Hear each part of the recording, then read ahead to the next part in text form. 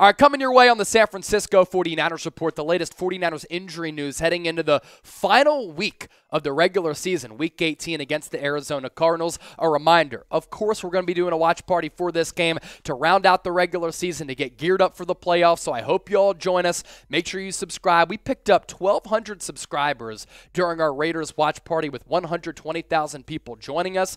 We'll be live on YouTube, and then after the game, we will once again be going live, taking your calls on call-in, as we've been doing all throughout the year, where you have an opportunity to call into the show. It's one thing to be able to read all of your comments here on YouTube. It's another to actually be able to chop it up with all of you. That's what call-in allows us to do. It's like Twitter Spaces, but even better. So I hope you join us on YouTube, as well as call-in for our watch party and our post-game show as we get ready for the 2022 NFL playoffs. And if you want to download the call-in app, you can scan the QR code if you have an iPhone to the left, Google Play Store to the right.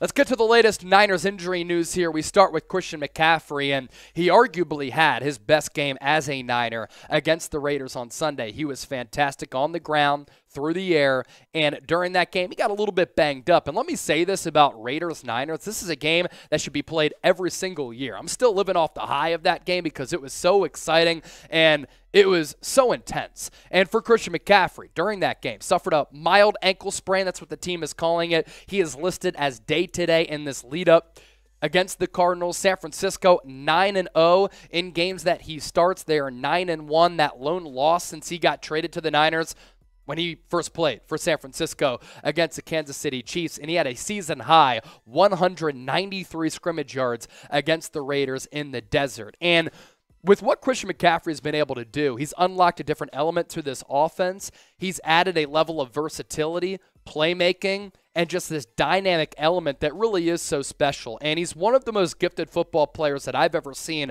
since the turn of the 2000s, because with what he's able to do, running in between the tackles, getting outside of the tackles, his footwork, his patience, allowing blocks to develop downfield, but also what he can do catching the football out of the backfield, but also out of the slot, really is extremely special. And that was on display against the Raiders in a massive comeback dub for the Niners. 19 carries, 121 yards, average yards per carry of 6.5. And on top of that, 6 catches and 72 yards. And I've been having this conversation on Twitter with a couple of people. I posed this to a couple of homies here at Chat Sports. Think about this, right?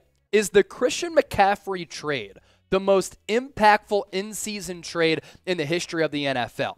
Now, I know what Von Miller did last year for the Rams was great, but really, he started to show up come NFL playoff time, and obviously he was great in the NFC Championship game, and he was really good against Tom Brady in the playoffs, then once again in the Super Bowl. But has a player had the same impact as Christian McCaffrey during an in-season trade, not free agency, in-season trade? Because also, back several years ago, even as early as a couple of years ago, a lot of teams weren't aggressive leading into the NFL trade deadline. They kind of stood pat. They didn't make trades in season. San Francisco did, and it's really changed the complexion of their entire season. And this is what McCaffrey has done in 10 games in the Scarlet, Red, and Gold. These numbers, phenomenal. 10 games, he already has more than 1,000 all-purpose yards, 149 carries, 701 yards, 49 catches as well, because the route running is so slick and so clean, 430 receiving yards, 10 total touchdowns, a combination of those coming on the ground, through the air, and then, of course, that one throwing touchdown against the Los Angeles Rams, which did help the Niners' season get back on track. And if McCaffrey's banged up a lot or a little, even if he's banged up just to the slightest degree, I'm not playing Christian McCaffrey against the Arizona Cardinals because of the impact and the value that he has on this offense. You don't need him to play. Arizona Cardinals are a bad team, and you can win this game without McCaffrey. If you want to play Elijah Mitchell coming off his injury, you can. Jordan Mason, you elevate Tevin Coleman from the practice squad. I would seriously consider resting McCaffrey for Week 18, let him get right, and then you bring him back for the first round of the NFC playoffs. So what do you think? What should the Niners do with Run CMC? I say sit, so I'm going to go ahead and submit my S. Do you think that the Niners should play him? Type P if you disagree. If that's the case, all good. Just let us know down below in the comment section. To another back on this roster, Elijah Mitchell, expected to return to practice this week Wednesday, hasn't played since November 27th. Got injured against the New Orleans Saints. He's only played in 4 games this season.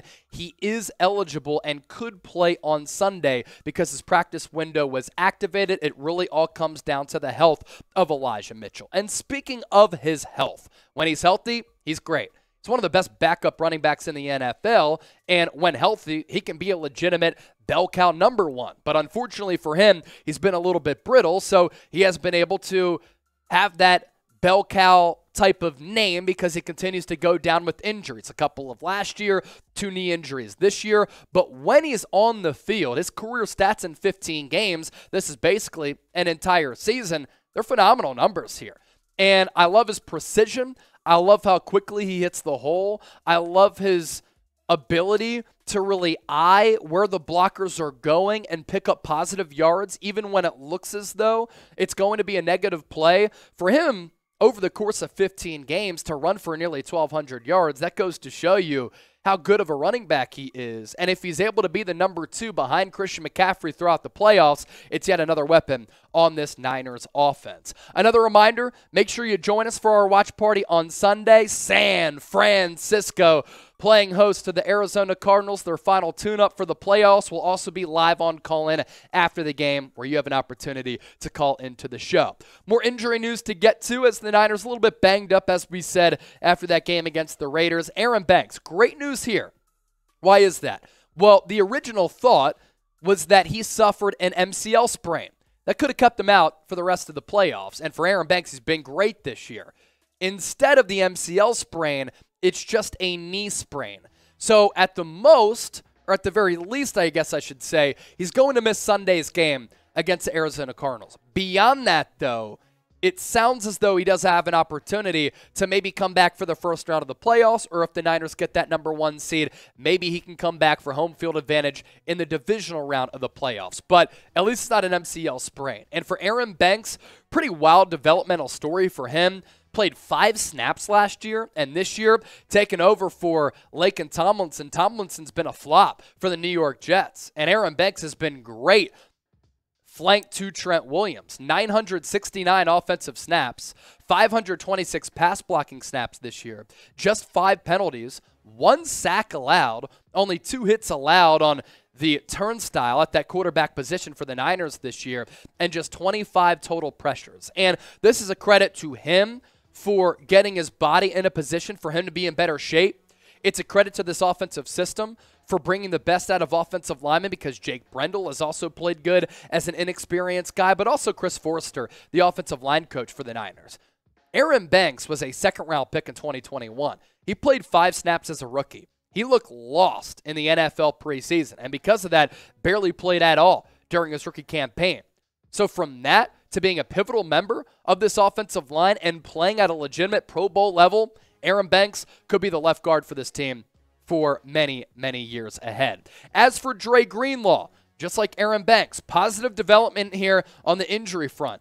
Did not get a full evaluation on a back injury. Looked as though it could have been a neck injury as well at the time, but the Niners are calling it a back injury. Kyle Shanahan very optimistic that he'll return soon, and he said this about the Banks and Greenlaw injuries. As bad as both of the injuries looked originally, we didn't know if it would be for the whole season or not. We feel like we got some good news, on that front so far. And for Dre Greenlaw, he's leading the Niners in tackles this year. He has played at an all-pro level. He's a big reason why him, Fred Warner, Azeez Al-Shire, as a trifecta, are the best linebacking core in the National Football League. This guy just has a knack for making big plays. He's so good as a coverage linebacker, a team-high 127 tackles, 6 pass breakups, as his awareness through the air is very good. Love the physicality that he brings to the table. Never afraid to lay the boom. 2 forced fumbles and 2 fumble recoveries for Dre Greenlaw this year. So if you think the Niners do have the best linebacking core in the NFL, hit that thumbs up icon, like the video. If you rack your brain, I don't think there's another team that has a linebacking core close to what the Niners have to offer on the second level of that defense. A big reason why they're the number 1 overall defense in the NFL here in 2022, pivoting to 2023. All right, Deebo Samuel, let's round out with this. So last week, and we talked about this, he took part in 2 limited practice sessions. It's good for him because that injury at the time also looked to be a disaster. And it's not. He could play in Week 18. And for this Niners team, since Kyle Shanahan took over in 2017, highest injury rate in the NFL. But finally, we're looking at a situation in which the Niners are getting healthier as the season progresses and gets deeper, which is also impressive because San Francisco made a deep run last year and played extra football en route to the NFC Championship game. Deebo's a special cat, and you put him on the field with how this offense is moving right now. They can be so hard to stop, so interchangeable, so versatile, and so well-rounded because you could put Deebo in the backfield, slot, out wide. Brandon Ayuk and his emergence since Deebo's gone out, he's been great. I actually don't want to see the Niners go away from George Kittle once Deebo comes back. I hope that he's still a part of this pass game. And even in a down year, this is what Deebo is capable of. Like 54 catches for 612 yards, but then has carried the football 41 times for 228 yards and 5 total touchdowns. He deserved to get paid. Has he lived up to the expectations of getting paid? Yeah, probably not this year, but I have no doubt he's going to make good on that contract moving forward because he's a special football player. So with this game on Sunday, again, join us for our watch party. Please make sure you subscribe. Who are you going with? ARI for the Arizona Cardinals, SF for the San Francisco 49ers. Let us know. As always, appreciate all of you for tuning in and watching the 49ers Report.